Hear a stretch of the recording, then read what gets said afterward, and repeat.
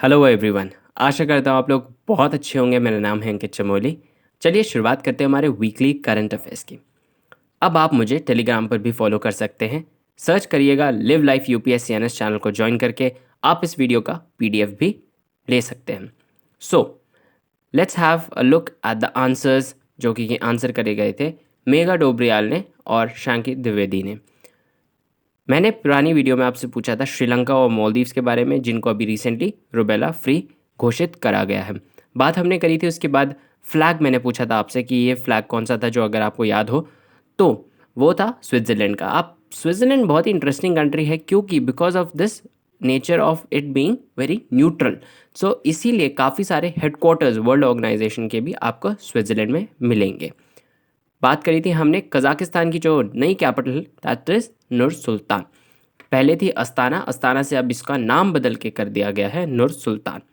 हाया Sophia is in Turkey which is very much correct.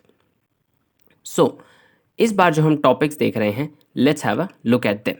Topics to be covered. First हम बात करेंगे असम के दाहिंग पटकाई के बारे में। उसके बाद हम डिस्कस करेंगे इंडियाज़ का वीएनआर क्या चीज़ है। नेक्स्ट हम बात करेंगे टैंगम्स के बारे में। उसके बाद हम बात करेंगे अर्मेनिया और अजरबैजान के बारे में। क्या इन कंट्रीज़ के बीच में कॉन्फ्लिक्ट्स है, क्या रीजंस हैं, we'll have a look at that. उसके बाद हम बात करेंगे India to curb Chinese bids for state contracts. ये एक रीसेंट डेवलपमेंट है इंडिया और चाइना के रिलेशन में, और इसके बारे में हम डिस्कस करेंगे। Last but not the least, news shorts में हम कवर करेंगे हमारे important news headlines. And I would really recommend you watching this, because इस बार जो हम टॉपिक्स डिस्कस कर रहे हैं न्यूज़ शॉर्ट्स में, उसके एग्जाम्स में आने के चांसेस काफ़ी ज़्यादा हो सकते हैं। So let's begin with the very first topic, that is Assam's Dehing Patkai. अब ये क्या चीज़ है, देखिए, Assam government has decided to upgrade the Dehing Patkai wildlife sanctuary into a national park. So Dehing Patkai जो वाइल्ड लाइफ सेंचुरी है, उसको नेशनल पार्क का दर्जा दिया जाएगा, मतलब उसको वाइल्ड लाइफ सेंचुरी से नेशनल पार्क बना दिया जाएगा।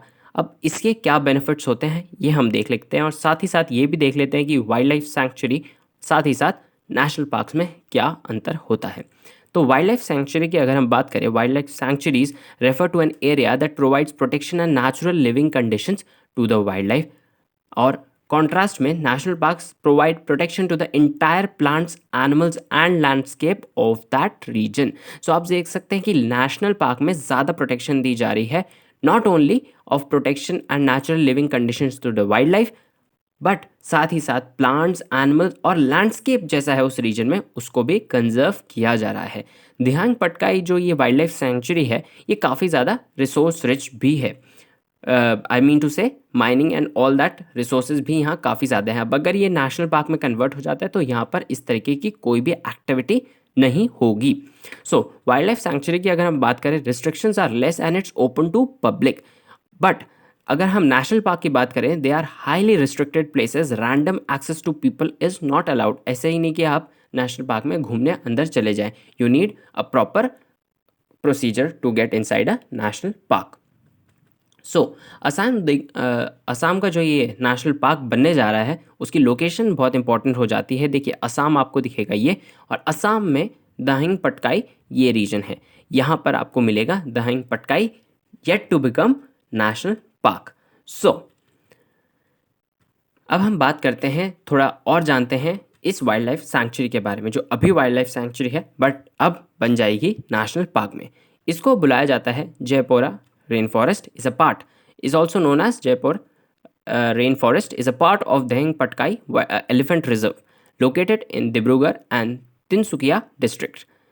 111.19 स्क्वायर किलोमीटर में फैला हुआ ये दहिंग पटकाई, इसको वाइल्ड लाइफ सेंचुरी बनाया गया था 2004 में। इसको घोषित किया गया था 2004 में एज वाइल्ड लाइफ सेंचुरी। और ये बहुत ही इंपॉर्टेंट है, क्योंकि ये बहुत ही ज़्यादा, जैसे मैंने बात करी थी, बहुत ही ज़्यादा रिसोर्स रिच है। साथ ही साथ इसमें बहुत सारे जो हैं हमको एनिमल्स, मैमल्स, जैसे 47 स्पीशीज़ ऑफ मैमल्स मिलेंगे, 47 रेप्टाइल स्पीशीज़ मिलेंगी, 310 बटरफ्लाई स्पीशीज़ मिलेगी, and it forms the largest stretch of lowland rain forest in the country. So आपसे ये भी पूछा जा सकता है, where is the largest stretch of lowland rain forest in the country form.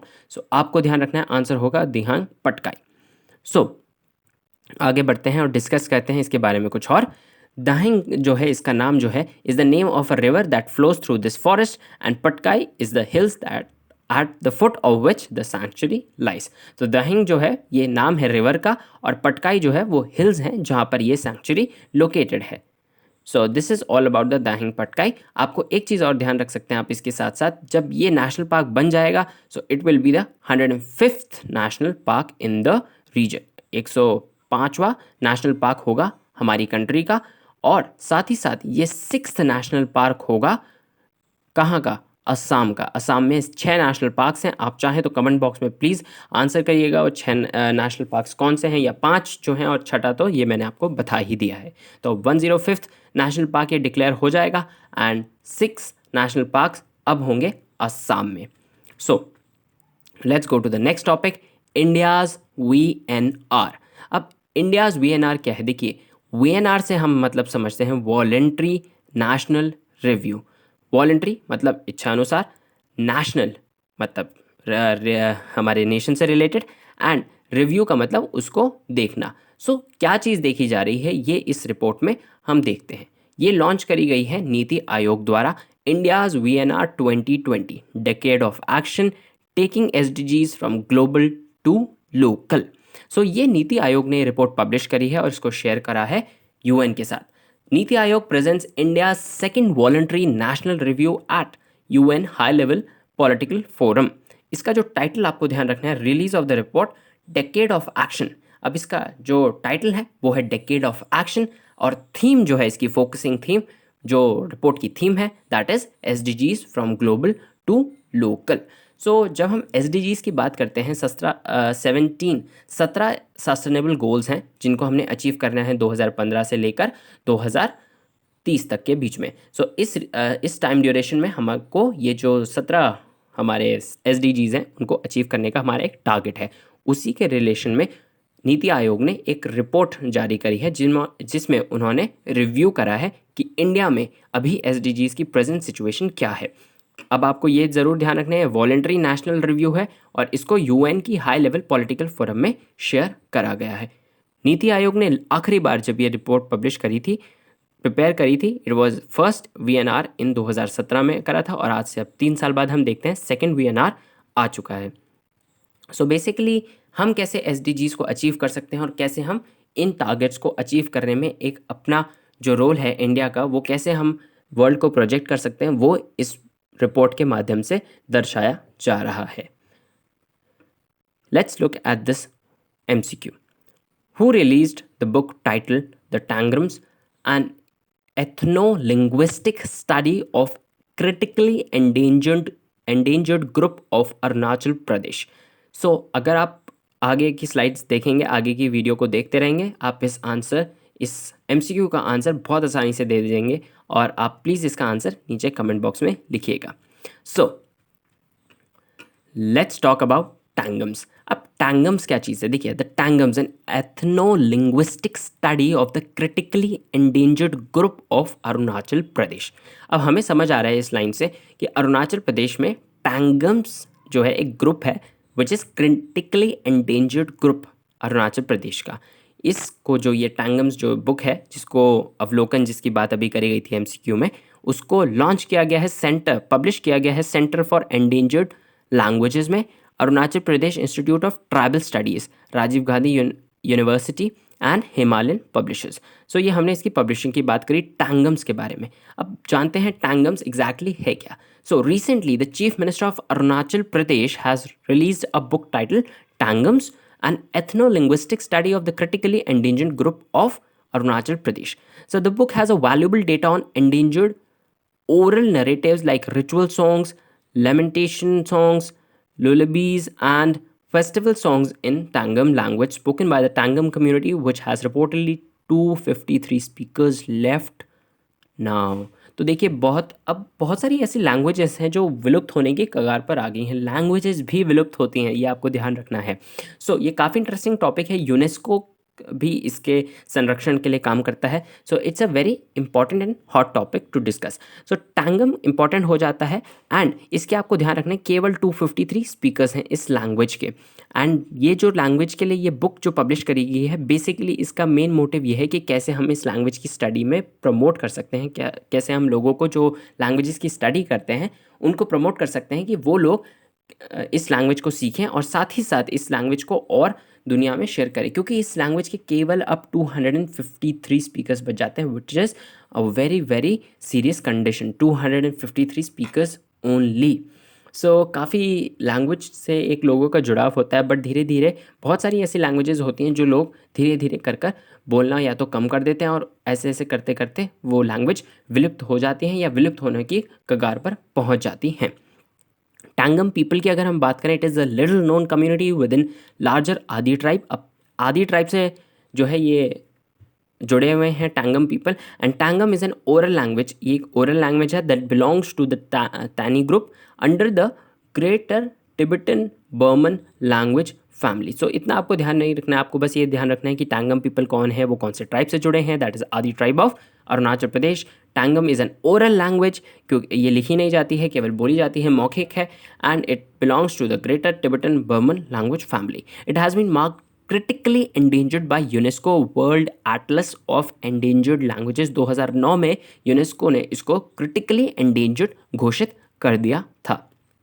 अगर हम लैंग्वेजेस की बात करें, जैसे मैंने आपको बताया कि जो लैंग्वेजेस होती हैं वो भी क्रिटिकली एंडेंजर्ड या एक्सटेंट की कगार पर पहुंच सकती हैं। सो अगर हम देखें तो क्रिटिकली एंडेंजर्ड, अगर आप यहाँ देखिए degree of endangerment and intergenerational language transmission. So आप इसको पॉज करके वीडियो में इसको देख सकते हैं। अगर सेफ है तो क्या क्राइटेरियाज हैं, एक्सटिंक्ट है तो there are no speakers left of that language. Critically endangered की जैसे हमने अभी बात करी, टांगम्स जो इसमें है, the youngest speakers are grand parents and older and they speak the language partially and infrequently. So languages जो हमारी होती हैं उनको हमें कंजर्व करने की एक सोचना चाहिए। नेक्स्ट चलिए हम बात करते हैं आर्मेनिया और अज़रबैजान के बारे में। काफ़ी इंटरेस्टिंग कंट्रीज़ हैं, आप इनको देख सकते हैं। आप इस मैप को ज़रा ध्यान से देखिएगा, मैं आपको एक दो मैप्स और दिखाऊंगा आर्मेनिया और अज़रबैजान की लोकेशन। सो आप ये देख सकते हैं यहाँ पर है आर्मेनिया और अज़रबैजान की लोकेशन, ये आप ध्यान रख सकते हैं। इंडिया के पर्सपेक्टिव में यहाँ पर है, ये हमारा इंडिया हो गया। सो अब हम देखते हैं आर्मेनिया और अज़रबैजान को। सो आप यहाँ पर देख पाएंगे, this is the map of the place. So Armenia and Azerbaijan. अब आप इस मैप को ध्यान से देखिएगा तो आपको दिखेगा कि आर्मेनिया का जो लैंड है वो कुछ इस तरीके से है एंड अज़रबैजान जो है यहाँ पर तो दिख रहा है, साथ ही साथ यहाँ पर भी है। सो ये काफ़ी इंपॉर्टेंट क्वेश्चन हो जाता है। जैसे अभी हमने बात करी थी हाया सोफिया के बारे में, जो कि टर्की में लोकेटेड है। आपसे पूछा जा सकता है कि क्या टर्की का बॉर्डर जो है वो अज़रबैजान के साथ है या नहीं। सो आप देख सकते हैं बहुत ही छोटा बॉर्डर यहाँ पर शेयर होता है, लगभग 17 किलोमीटर्स का ये लैंड बॉर्डर शेयर होता है। सो ये एक मैप में देख पाना बहुत छोटी छोटी बातें हो जाती हैं और बहुत ही इंटरेस्टिंग हो जाती हैं। ऐसे मैप में बहुत सारी ढेर सारी चीज़ें हैं जो आप मैप्स के साथ देख सकते हैं और मैप से सीख सकते हैं। सो जैसे हमने पिछली वीडियो में बात करी थी कज़ाकिस्तान और मंगोलिया के बारे में, तो वो बॉर्डर शेयर नहीं करते हैं। वैसे ही कुछ इस प्रकार से आप देख सकते हैं अज़रबैजान और टर्की, ऐसा लगेगा कि ये बॉर्डर शेयर नहीं करते हैं बट ये बॉर्डर शेयर करते हैं। एंड आर्मेनिया का ये कुछ लैंड मास इस तरीके से यहाँ पर आ जाता है। सो अब हम डिस्कस करते हैं आर्मेनिया और अज़रबैजान के बारे में। रिसेंटली क्या हुआ है, टेंशन्स बढ़ गए हैं इस रीजन में because of a border dispute. अब ये बॉर्डर डिस्प्यूट या एग्जैक्टली बॉर्डर सिचुएशन है क्या? आर्मेनिया और अज़रबैजान की अगर हम बात करें, इसमें अभी तक रिसेंटली जो क्लैशेस हुए हैं, at least 4 Azerbaijanian soldiers have been dead. So Nagorno Karabakh is a disputed territory. अब ये कौन सी टेरिटरी है? कारबाखा टेरिटरी में इसको अब आगे बोलूँगा। सो कारबाखा जो टेरिटरी है वो आपको दिखेगी यहाँ पर। अब आप इस मैप में ध्यान से देख सकते हैं, ये एरिया एकदम डिस्टिंक्टली मार्क्ड है, नागार्नो कारबाखा रीजन। सो ये रीजन क्या है अब हम जानेंगे इसके बारे में। सो यहाँ पर देख सकते हैं Nagorno Karabakh is a disputed territory internationally recognized as a part of Azerbaijan but mostly governed by Republic of Artsakh region. अब ये जो है रिपब्लिक ऑफ आर्टसक, अब देखिए ये लोकेटेड कहाँ है, ये लोकेटेड जो है ये रीजन है जो कारबाक रीजन है वो लोकेटेड है अजरबैजान में। हावेवर इसको गवर्न किया जाता है रिपब्लिक ऑफ आर्टसक के द्वारा, जो कि अर्मेनिया की, आप कह सकते हैं एक तरीके से अर्मेनिया का इसमें कंट्रोल है। सो ये एक बेसिकली काफ़ी ज़्यादा डिस्प्यूटेड रीजन था और अभी यहाँ पर क्लैशेस हुए हैं। आपको ये पता होना चाहिए कि इसकी लोकेशन कहाँ है। So this is a very important and interesting topic to note, Armenia और अजरबैजान का Karabakh region. So let's go on to the next topic, India to curb Chinese bids for state contracts. तो ये काफ़ी recent development है और बहुत ही interesting और cleverly वे में इंडिया ने इसको डील किया है। India will restrict Chinese companies for bidding for government contract citing national security. अब क्या हुआ है रिसेंटली, जो भी गवर्नमेंट के कॉन्ट्रैक्ट्स होंगे उसमें जो चाइनीज़ कंपनीज हैं उनको कैसे गवर्नमेंट ने रोका है इनमें पार्टिसिपेट करने से। चलिए जानते हैं, बहुत ही इंटरेस्टिंग है। Government said that any bidder from the country sharing a land border with India would be required. अब जो भी कंट्रीज बिड करना चाहती हैं, देखिए गवर्नमेंट कोई भी प्रोजेक्ट बनाती है तो टेंडर निकालती है, टेंडर में लोग बिड करते हैं। मान लीजिए कोई भी प्रोजेक्ट हो रहा है infrastructure related, any of these projects, उनका जो प्रॉपर प्रोसीजर यही होता है कि आप टेंडर लाइए और टेंडर में लोगों से बिड इनवाइट करी जाती है। तो ऐसे बहुत सारी कंपनीज, बाहर की भी विदेशी कंपनीज भी इसमें निवेश करने की सोचती हैं, वो लोग बिड में पार्टिसिपेट करती हैं। सो गवर्नमेंट ने रिसेंटली क्या किया है, जो भी बिडर फ्रॉम कंट्री, जितनी भी इंडिया के साथ जो बॉर्डर शेयरिंग कंट्रीज़ हैं, उनको रिक्वायर होगा, अगर उन्हें बिड करनी है उनको रिक्वायर होगा कि वो अपने आप को रजिस्टर करें with commerce ministry and receive political security clearance, political and security clearance from foreign and home ministries. तो इसमें 3 मिनिस्ट्रीज इन्वॉल्व हो जाती हैं। फर्स्ट ऑफ ऑल तो मिनिस्ट्री ऑफ कॉमर्स तो होगी क्योंकि हम ट्रेड की बात कर रहे हैं, साथ ही साथ ministry of home affairs and ministry of foreign affairs की भी इसमें, मिनिस्ट्री ऑफ एक्सटर्नल अफेयर्स जिसको हम बोलते हैं, मिनिस्ट्री ऑफ एक्सटर्नल अफेयर्स, वो भी इससे जुड़ जाती हैं, MEA जिसको हम बोलते हैं। चलिए आप मुझे कमेंट बॉक्स में नीचे बताइएगा who is the minister of external affairs currently. So अब हम इसको ज़रा मैप से समझने की कोशिश करते हैं, रीसेंट डेवलपमेंट क्या हुआ है। देखिए इंडिया के जो नेबर्स हैं, स्पेशली लैंड जो शेयर करते हैं, उसमें अफ़गानिस्तान आ जाता है, पाकिस्तान आ जाता है, नेपाल, भूटान एंड म्यांमार, बांग्लादेश। सो ये कंट्रीज़ जो हैं ये हमारे साथ क्या शेयर करती हैं, लैंड बॉर्डर शेयर करती हैं। सो अभी रिसेंटली क्या हुआ है, गवर्नमेंट ने बोला है जो भी कंट्रीज़ जो इंडिया के साथ लैंड बॉर्डर शेयर करती हैं उनको अगर बिड करना है, उनको क्लियरेंस चाहिए होगा इन तीनों मिनिस्ट्रीज से। सीधा सीधा बात ये है। तो गवर्नमेंट ने इसमें चाइनीज़ को कैसे इम्पैक्ट करा है, देखिएगा चाइनीज़ फर्म्स पे इसका डायरेक्ट इम्पैक्ट इसलिए पड़ रहा है क्योंकि ये जो मिनिस्ट्री ऑफ कॉमर्स ने जो दिशा निर्देश निकाले हैं उसमें एक्सेप्शन जो है, एक्सेप्शन उनके साथ है जिन कंट्रीज़ को हमने सपोर्ट प्रोवाइड किया है, लाइन ऑफ क्रेडिट प्रोवाइड किया है, जिसको हम लाइन ऑफ क्रेडिट अगर LOC बोलें, वैसे LOC आप वो मत समझिएगा, line of control, basically line of credit जिन कंट्रीज़ को हमने प्रोवाइड किया गया है, जैसे कि नेपाल उसमें है हमारा, और आप देख सकते हैं भूटान हो गया, और बांग्लादेश एंड म्यांमार, इन सब कंट्रीज़ को हम जो है बेसिकली हमारे साथ क्या करते हैं, एक अच्छे संबंध हम रखते हैं इनमें से काफ़ी कंट्रीज़ के साथ में। Bangladesh and Bhutan are two of them very important neighbours of a country. So इनके साथ जो हमारे बॉर्डर्स में हम इनके साथ लाइन ऑफ क्रेडिट करते हैं। अब लाइन ऑफ क्रेडिट क्या होता है, देखिए लाइन ऑफ क्रेडिट वो चीज़ है, एक तरीके से लोन है, बट वो एक स्पेसिफिक पर्पस के लिए ही दिया जाएगा। तो उस पैसे का यूज़ केवल एक पर्टिकुलर पर्पस के लिए ही करा जाएगा, उसे हम लाइन ऑफ क्रेडिट कहते हैं। सो अब जो भी कंट्रीज़ के साथ इंडिया का लाइन ऑफ क्रेडिट है या कोई भी प्रोजेक्ट चल रहा है उनमें ये एक्सेप्शन आ जाती है। तो नेपाल इससे बाहर है, भूटान इससे बाहर है, बांग्लादेश इससे बाहर है, म्यांमार इससे बाहर है, तो सीधा इम्पैक्ट पड़ता है चाइना पे एंड पाकिस्तान पे। अफ़गानिस्तान को मैं इसलिए इसमें डिस्कस नहीं कर रहा हूँ क्योंकि अफ़गानिस्तान के साथ हमारे रिलेशंस काफ़ी अच्छे हैं वैसे, एंड साथ ही साथ इसके साथ हम एक अलग ही चीज़ पे काम कर रहे हैं जो हम चाबार पोर्ट से होते हुए करने की सोच रहे हैं। एक इंटरेस्टिंग न्यूज़ आप और भी देख सकते हैं साथ ही साथ इसके, पाकिस्तान अब जो है रिसेंटली अफ़गानिस्तान से अलाउ कर देगा कि अफ़गानिस्तान से जो गुड्स हैं वो इंडिया आ सकते हैं वाय वाघा बॉर्डर। अब ये ध्यान रखिएगा ये केवल एक ही तरफ का ट्रेड रहेगा, यानी अफ़गानिस्तान से इंडिया गुड्स जा सकेगा। इंडिया से अभी के लिए पाकिस्तान ने अलाउ नहीं किया है कि हम इंडिया से अफ़गानिस्तान वाया पाकिस्तान कोई भी गुड्स भेज सकें। So this is some interesting and recent developments in this India and China relation. And साथ ही साथ हमने बात करी पाकिस्तान एंड अफ़गानिस्तान के रिलेशन के बारे में। एंड जो ये अफ़गानिस्तान और पाकिस्तान और इंडिया के बीच में जो ये रिसेंटली अभी चीज़ हुई है, अगर हम इसमें केवल पाकिस्तान और अफ़गानिस्तान की बात करें सो वो APTTA के अंडर हुआ है। अब APTTA का फुल फॉर्म क्या हुआ? Afghanistan Pakistan transit trade agreement. So this was all. Let's have a look at the very important point news shorts में. Kuwait draft residency bill reduces the number of expats in Kuwait from over 70 to 30% of the population. ये हमने एक पुरानी video में भी इस चीज़ को cover किया था, जहाँ पर मैंने डिस्कस किया था कुवैत के बारे में कि कैसे कुवैत में जो काफ़ी सारे इंडियंस काम करते हैं उन पे इसका इम्पैक्ट बुरा प्रभाव पड़ेगा, क्योंकि कुवैत ने डिसाइड कर लिया है कि जो बहुत सारे कंट्रीज से जो काम वहाँ करते थे, स्पेशली इंडियंस काफ़ी ज़्यादा संख्या में थे, उनके वो नंबर्स को अब डिक्रीज़ करेंगे। तो जो बाहर से काम करने वाले लोगों की पॉपुलेशन अभी वहाँ 70% हो गई थी। आप समझ पा रहे हैं, केवल 30% ही कुवैत के जो एक्चुअल सिटीजन्स थे वहाँ थे, और 70% वहाँ के विदेशी या और जो कंट्रीज़ के लोग थे। सो इंडिया में इस इंडियन पीपल का काफ़ी बड़ा इसमें चंक था।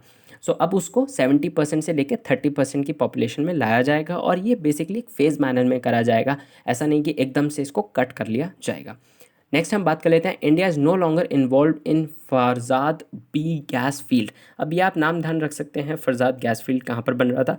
ये basically ONGC, oil and natural gas corporation of India का फॉरेन नाम। अब इसको ध्यान रखना है, ONGC Videsh limited had originally signed an agreement for exploration in 2002। ये बेसिकली ईरान में ये काम चल रहा था, but due to some of the US sanctions and जैसे जैसे आपको कंडीशंस पता ही हैं कैसे UN का USA का बेसिकली ईरान के ऊपर सैंक्शंस रहते हैं, उसके रिजल्ट के कारण ये हम गैस प्लांट में, ये गैस फील्ड में हम ये एक्सप्लोरेशन प्रोजेक्ट अब नहीं कर पाएंगे।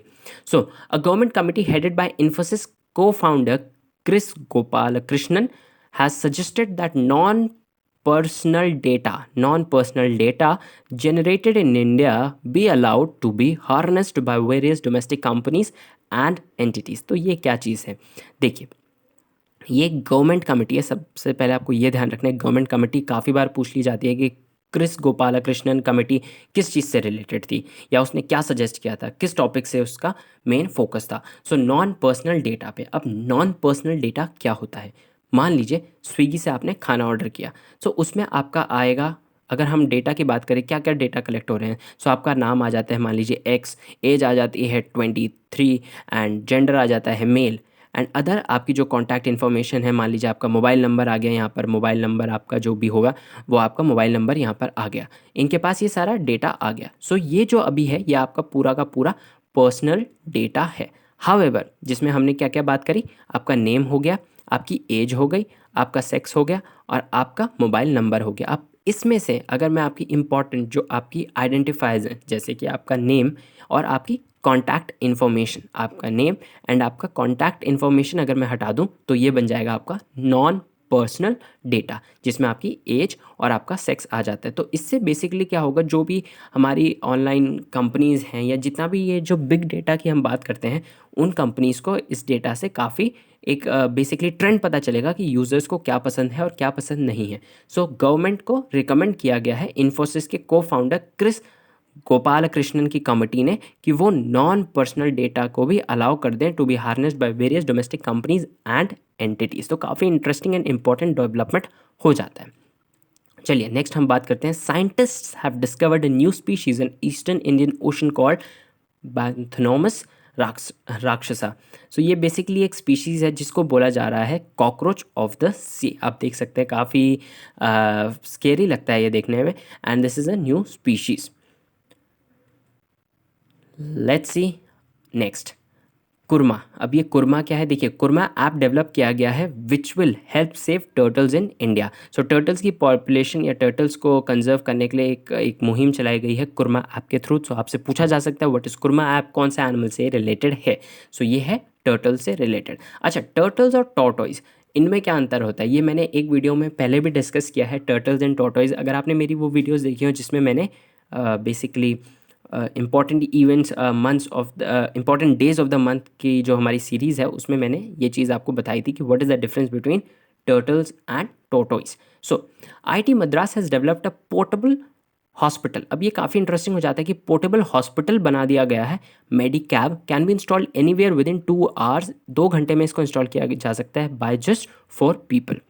IT Kanpur has developed UV sanitising device name Shuddh. अब शुद्ध का फुल फॉर्म आप प्लीज़ इसको सर्च करिएगा गूगल पे, एंड इसका नीचे जो फुल फॉर्म है वो आप लिख सकते हैं। आईटी कानपुर ने इसको डेवलप किया है, यूवी सैनिटाइजिंग डिवाइस नेम शुद्ध। एक चीज़ आपको ध्यान रखनी है, यूवी सैनिटाइजिंग डिवाइस जितनी भी होती हैं इनसे हमें थोड़ा सा सावधान ये रहना चाहिए कि यूवी जो लाइट्स होती है वो हमारी ह्यूमन स्किन के लिए नहीं बनी है। सो हमें बेसिकली बहुत ज़्यादा केयरफुल होना चाहिए जब भी हम कोई यूवी डिवाइस को हैंडल करते हैं। अब आप देखेंगे जब ये जो सैनिटाइजिंग डिवाइस बनाई गई है ये एक रूम को सैनिटाइज करने के लिए बनाई गई है या सर्फेसेस को सैनिटाइज करने के लिए बनाई है। कभी भी इसको यूवी से जो है हमें यूवी से डायरेक्ट अपना स्किन को कांटेक्ट नहीं करना चाहिए या यूवी से हमें दूर रहना चाहिए।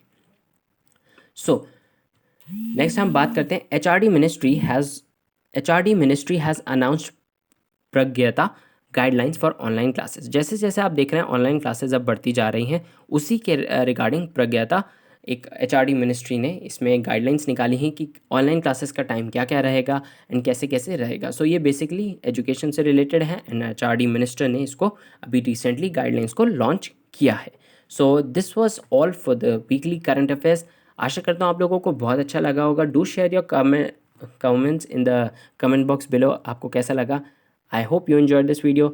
Thanks for watching. Until next time, take care.